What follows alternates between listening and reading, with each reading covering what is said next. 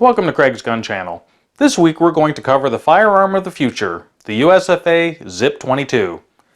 USFA, short for the United States Firearms Manufacturing Company, was a privately held company located in Connecticut, occupying the original location of the Colt East Armory. The company was best known for their single-action Army Colt revolver clones and produced pistols of very high quality. They maintained control over the entire product, producing every component in-house before final hand assembly of the pistols.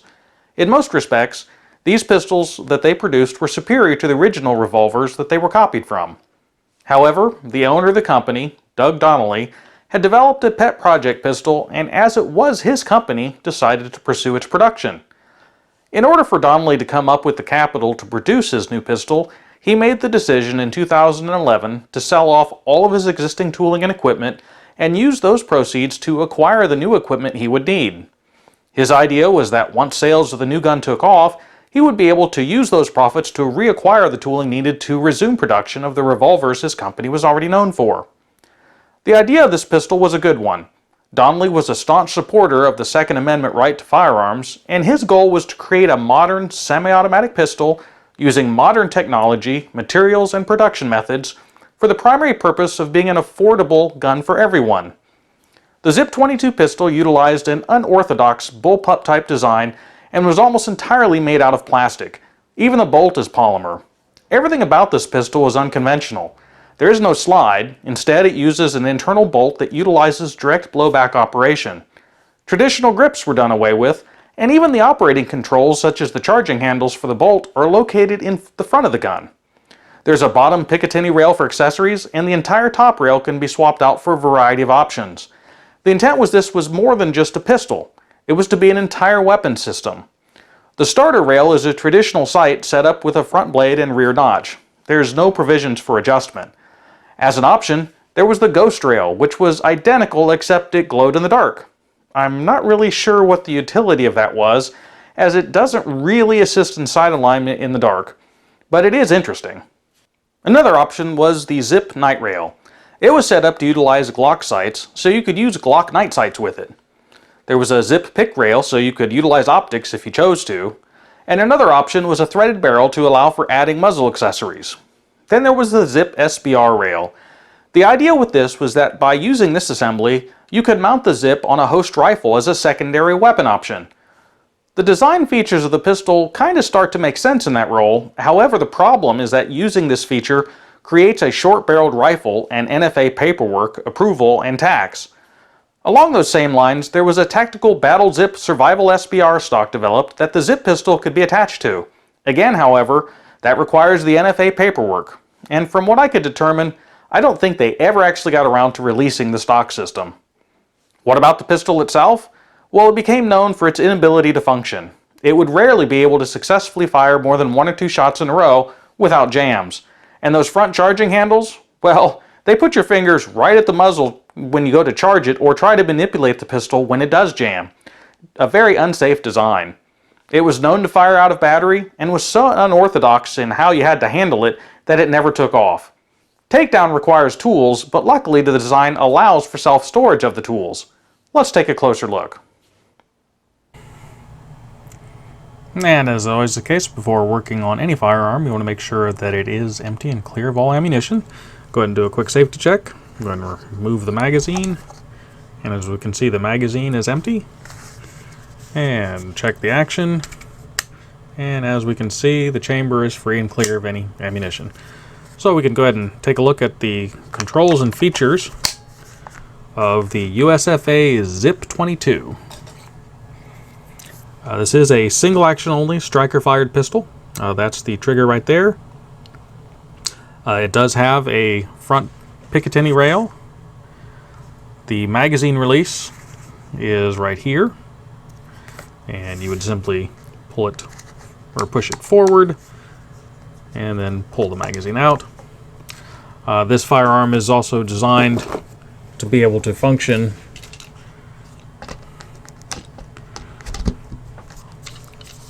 with the BX25 series magazine, so that you can get the extra goofy look to it.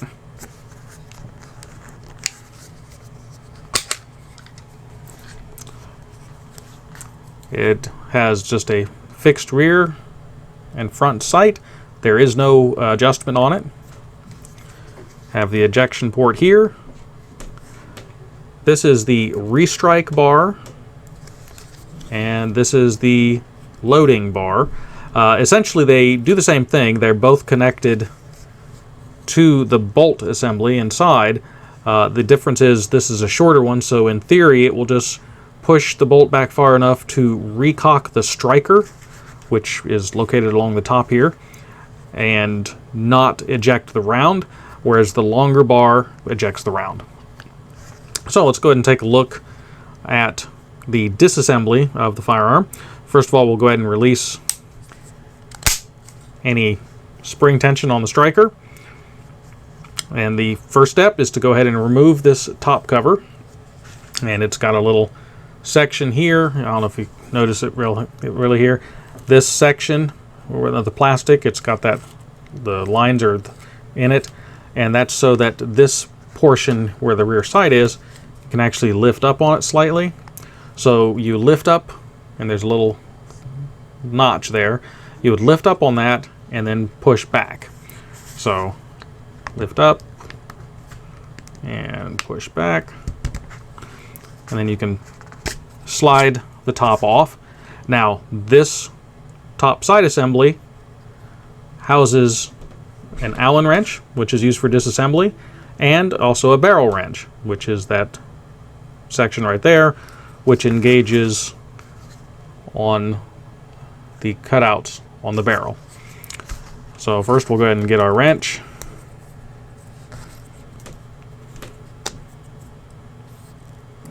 Of course, you need a tool to get to the tool, or just some.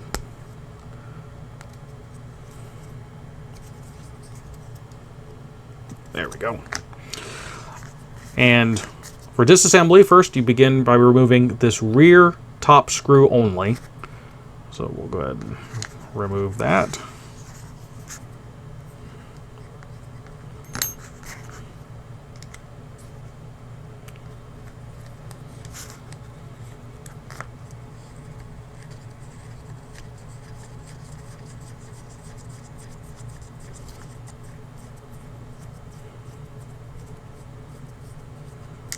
And once that's removed, then this rear cover plate will basically just pivot out and you can remove. And this gives you access to the internal components. Next step, this is the striker spring right here. And to remove that, the instructions, and there's like a 36-page little instruction manual that comes with this pistol. There's a little notch right there. You would basically put the wrench in the notch, pull forward, and lift up slightly. It is a non-captive recoil spring, so you have to be careful with doing this, that it doesn't get away from you, like that almost did. And it's got a little guide rod in there. It's got the spring, and then this is the little plastic keeper. I'll set those aside. This is our striker assembly right here. So then you can push it back, and then you can kind of pivot and turn it out. And that's the striker assembly. There's the striker that actually hits the shell. That's the sear catch right there. At this point, you can kind of see the trigger assembly right in there. That's the sear catch right there. When you pull the trigger, it would pull it back and then it drops down. It's a little hard to see, but it pulls back and then drops down. When it drops down, that would release the striker to fire. And so for further disassembly at this point, if you pull the bolt back, you can see these two Allen wrenches right here, or Allen screws. You need to remove both of those. There again, everything's under spring pressure.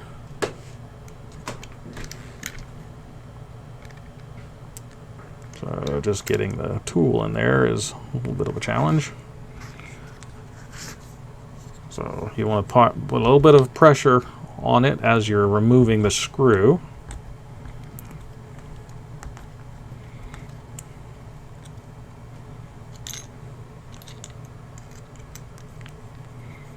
Now I'm using the tool that came with this at this point. If I were doing this normally, I would actually go ahead and get a proper longer handled Allen wrench tool to use.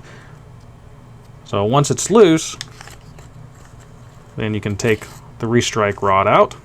Now we got the main striker one. So again, put a little bit of pressure on it just so it doesn't get away from you. And you can go ahead and cheat a little bit to pull it out and get that aligned. And remove this one.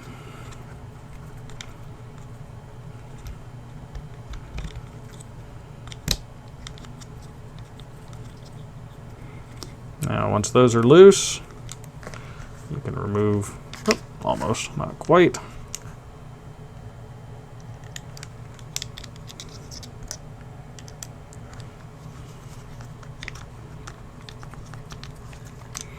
And you can remove the main striker bar.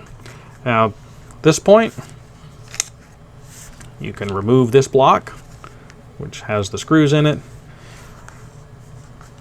Now, the instructions now say the next step would be to remove the barrel. They say it should just be able to be loosened by hand. What I've found is it's on there usually pretty tight. So get something where you can grip it good.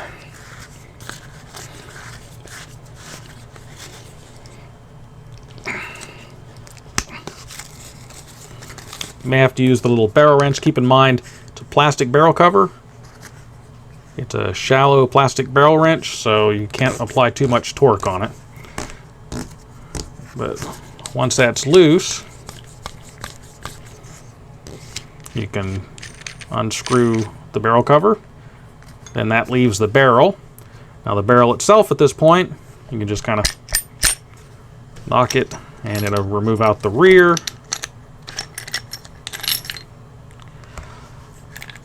Then there's this little plate that's in there to remove that.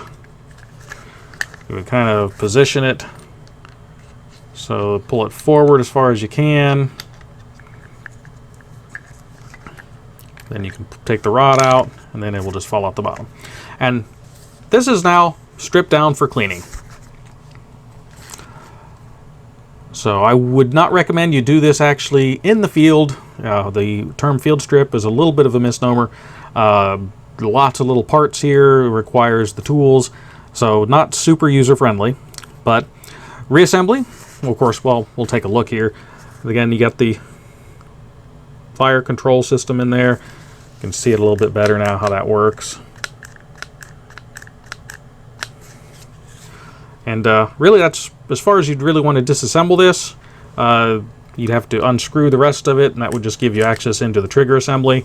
The trigger and the sear catch and everything is in front of the chamber, so this should be fairly clean and shouldn't require much. It even says in the manual that due to the bullpup style design, you don't need to really clean much around in there because it won't get that dirty. And I actually would kind of believe that. So go ahead and just kind of wipe everything out. If you have a little brush to brush in there, then a little bit of oil for lubrication, and then that's pretty much it. The barrel, you'd want to clean, of course, inside the barrel and out, and kind of just wipe everything off. Lubrication points, this is the kind of the bolt itself. If you notice, it is a plastic bolt. The striker goes right in here.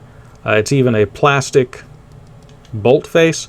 So as far as durability, not sure how durable this really would be. That's not really one of its main selling points. The whole intent of this was to make it to where you could just make cheap, easily affordable replacement parts. So we'll go ahead and start reassembly. So first you put the metal faceplate back in. It can only go in one way, so you can sit there and fiddle with it what you want. Ultimately, it needs to go in there so it's facing like this. So you can kind of put it in.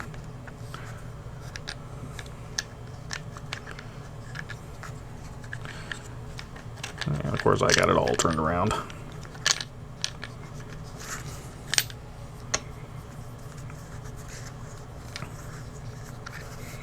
So once you kind of get it, they say you should be able to put it in there by twisting. Let's see if it'll go in.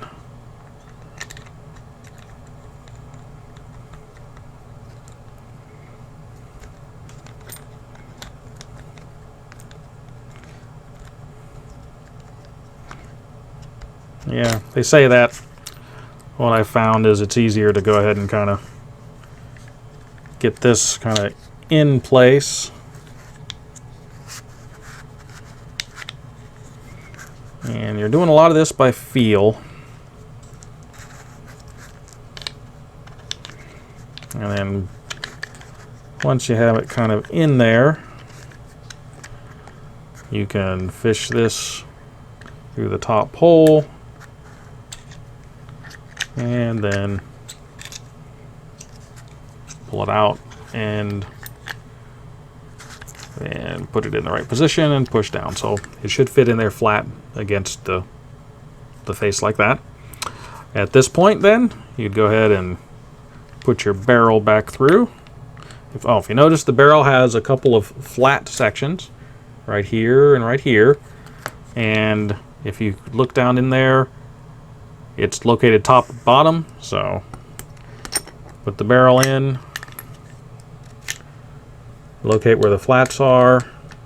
Once it goes through the metal piece, it should be lined up. So get the barrel in, get the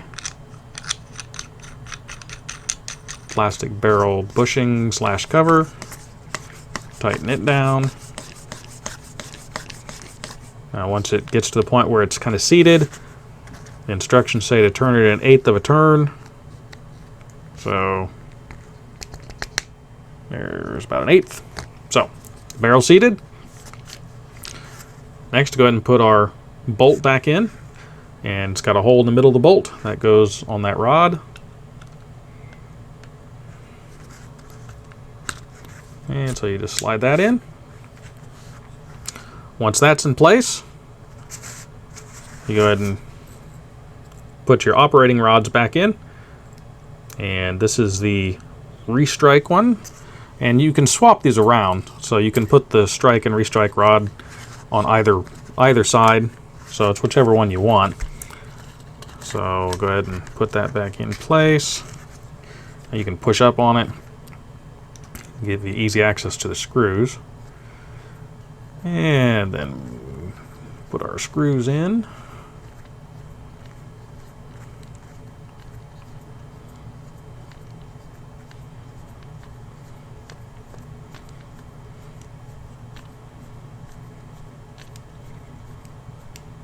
And kind of snug it down. And put the next one in. Now you do want to kind of make sure you get the where it says zip load or zip restrike. Those should be up toward the top so that you can see them. And do the same thing with this one. Put it in place.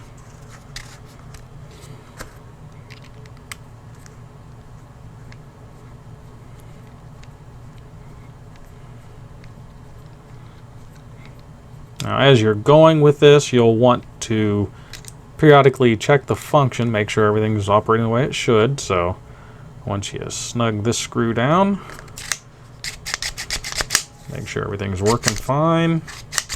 Make sure the trigger will still function there. Of course, it's nothing to catch yet. You just want to make sure it still moves back and forth. And put your striker in. So you kind of feed it through. Now don't think that goes like that. It doesn't. That is for the guide rod for the striker spring. This hole is what goes over that rod. So you kind of feed it into here, turn it into place, kind of manipulate it around until it comes through like that, and guide it over the rod there. And go ahead and pull the trigger. That allows this to seat all the way forward. So it goes like that. Now, what I have found, after launching the spring into space once already, this little pointed end, I put the rod in first, and there is a recess in the frame that's right in front of this. So you kind of go ahead and put the rod in a bit, so it sits up like that. Then put the spring over it. Then you can kind of push everything home. Then you can hold the spring, put the catch or the lock piece back on, and then it goes back into place just like that. Now, once again, you want to go ahead and function check. It should lock back. That's in the fire position.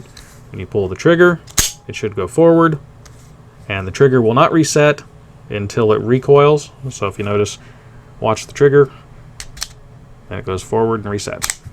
And that's the purpose of the restrike, so that you can go far enough forward to lock it back, but not far enough to where it ejects it.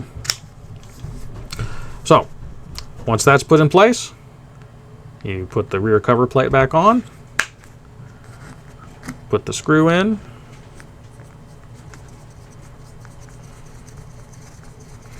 you can thread it down with your fingers for the most part, and get the tool,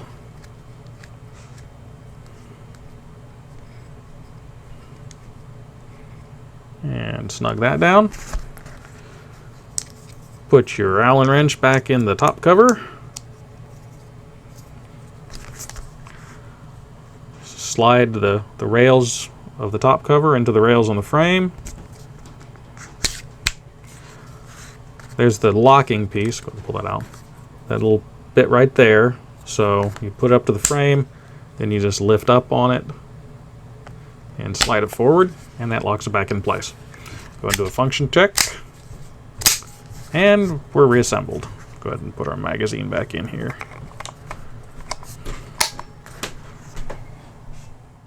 Donnelly's idea was a bold one, and it may have worked, except for the one glaring problem.